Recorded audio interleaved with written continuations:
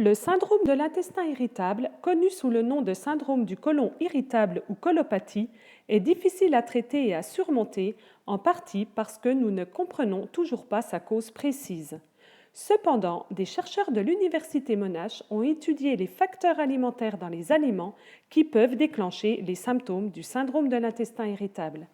Cette recherche a montré que la douleur, l'inconfort et les perturbations quotidiennes sont déclenchées par certains types de glucides dans les aliments appelés FODMAP. Pour comprendre comment certains aliments contribuent aux symptômes, nous devons regarder à l'intérieur des intestins où les aliments sont décomposés et absorbés. Zoom sur la surface moléculaire des cellules intestinales. Nous voyons qu'ils sont recouverts de machines moléculaires qui accélèrent la dégradation des glucides.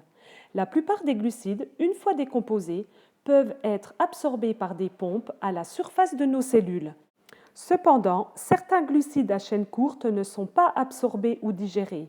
Ces glucides rapidement fermentescibles sont appelés FODMAP. La présence de FODMAP peut augmenter la teneur en eau de l'intestin grêle.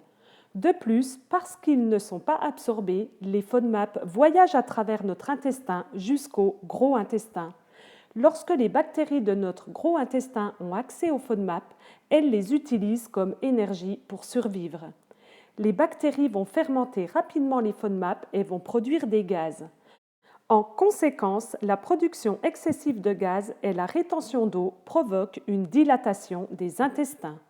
Lorsque la paroi intestinale s'étire à cause de la distension, les nerfs hautement connectés autour des intestins envoient des signaux au cerveau. Les personnes atteintes du syndrome de l'intestin irritable ont des intestins très sensibles.